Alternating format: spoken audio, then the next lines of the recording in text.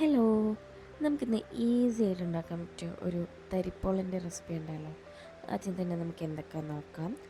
ഞാനിവിടെ 7 കോഴിമുട്ടയായിട്ട് ഇട്ടിരിക്കുന്നത്. ആദ്യം തന്നെ ഒരു പാത്രത്തിലേക്ക് 7 മുട്ട പൊട്ടിച്ചിട്ട് കൊടുക്കാം. ഓരോരുത്തരുടെ പാത്രത്തിൻ്റെ അളവനുസരിച്ചിട്ട് കേട്ടോ. ഞങ്ങൾ കുറച്ച് വലിയ പാത്രം എടുക്കണം, അതുകൊണ്ടാണ് 7 കോഴിമുട്ട ഇട്ടെടുത്തത്. അതിലേക്ക് ഒരു 4 ഏലക്ക ചതക്കിയതും, ഒരു കപ്പ് പഞ്ചസാര ആഡ് ചെയ്യുക. ഈ ഒരു കപ്പ് പഞ്ചസാരയിൽ ഒരു 1/4 കപ്പ് ആദ്യം ആഡ് ചെയ്തിട്ട് നല്ലോണം ബീറ്റ് ചെയ്ത് കൊടുക്കുക.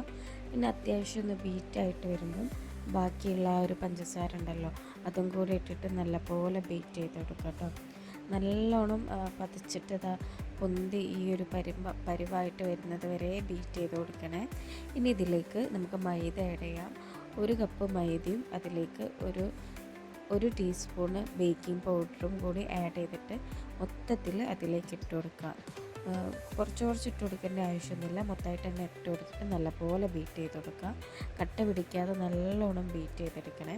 അപ്പോൾ ബീറ്റ് ചെയ്തിട്ട് ഏകദേശം ഈ ഒരു നല്ലൊരു കൺസിസ്റ്റൻസി ആയി വരുമ്പോൾ നമുക്ക് സ്റ്റോപ്പ് ചെയ്യാം.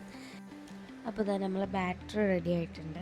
ഇനി നമുക്കൊരു പാനിലേക്ക് സ്റ്റവ് കത്തിക്കാതെ തന്നെ കുറച്ച് ഓയിൽ തടവിട്ട് ഒന്ന് ബ്രഷ് കൊണ്ട് ഒന്ന് എല്ലാ സ്ഥലത്തും പറ്റി പിടിക്കാതെ നിൽക്കാൻ വേണ്ടിയിട്ട് ഒന്ന് സ്പ്രെഡ് ചെയ്ത് കൊടുക്കുക കേട്ടോ. നമ്മൾ ഗ്യാസ് കത്തിക്കുന്നില്ല, അല്ലാതെ തന്നെയാണ് ഇത് ചെയ്യുന്നത്. നമ്മുടെ തരിപ്പോള അടിയൊന്നും പിടിക്കാതെ നിൽക്കാനാട്ടോ ഇങ്ങനെ ചെയ്യുന്നത്. ഇനി നമ്മൾ നേരത്തെ ആക്കി വെച്ചിട്ടുള്ള ബാറ്റർ നമ്മുടെ പാനിലേക്ക് നല്ലപോലെ ഒഴിച്ചു കൊടുക്കുക. ഇനി നമ്മൾ തരിപ്പോളക്ക് ഇങ്ങനെ ബബിൾസ് ഒന്നും വരാതെക്കാൻ ആ പാനൊന്ന് എടുത്തിട്ട് ജസ്റ്റ് ഒന്ന് ടാപ്പ് ചെയ്ത് കൊടുക്കുക.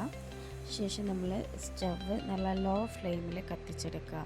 അടിയൊന്നും പിടിക്കാതെ വെക്കാൻ വേണ്ടിയിട്ട് പഴയ ഒരു തട്ടും കൂടെ വെച്ച് കൊടുക്കുക. ശേഷം നമ്മുടെ പാന് മുകളിലേക്ക് വെച്ചിട്ട് ഒരു 20 മിനിറ്റ് മൂടി വെച്ചിട്ട് നല്ലപോലെ നമുക്ക് കുക്ക് ചെയ്തെടുക്കാം.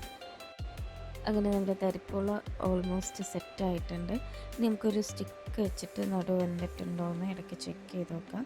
അങ്ങനെയൊക്കെ ഇതാ സെറ്റായി വന്നിട്ടുണ്ട്. നമുക്കിനി ഇതൊരു പാത്രത്തിലേക്ക് മാറ്റാം കേട്ടോ. ഇതിൻ്റെ സൈഡൊക്കെ കണ്ടില്ല, നല്ല പോലെ വെന്ത് വന്നിട്ടുണ്ട് കേട്ടോ. നമുക്കിനി ഇതൊന്ന് കട്ട് ചെയ്ത് നോക്കാം.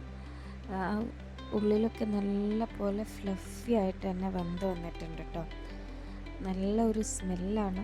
ഈ തരിപ്പോളൻ്റെ സ്മെല്ല് ഇതിന് പറയേണ്ട ആവശ്യമില്ലല്ലോ. അതുണ്ടാക്കി കഴിഞ്ഞ് ഗ്യാസിൽ തന്നെ നല്ലൊരു സ്മെല്ലാണ്. അപ്പോൾ ഇതാ നമ്മുടെ ഈ തരിപ്പോളൻ്റെ ഒരു മെറ്റൽ കണ്ടോ, നല്ല പോലെ നല്ല കട്ടിയിൽ നല്ല ഫ്ലഫി ആയിട്ട് വന്നിട്ടുണ്ട്. നമുക്കിനി ഇത് ആവശ്യത്തിന് കട്ട് ചെയ്തിട്ട് നമുക്ക് സെർവ് ചെയ്തെടുക്കാം കേട്ടോ. അപ്പോൾ എല്ലാവരും ഒന്ന് ട്രൈ ചെയ്ത് നോക്കുക, നമുക്ക് പെട്ടെന്ന് തന്നെ ഉണ്ടാക്കിയെടുക്കാം. അപ്പം ഇതുപോലത്തെ വീഡിയോസ് കാണാൻ എൻ്റെ ചാനൽ ഒന്ന് സബ്സ്ക്രൈബ് ചെയ്യുക. Thank you for watching. See you on next video. By.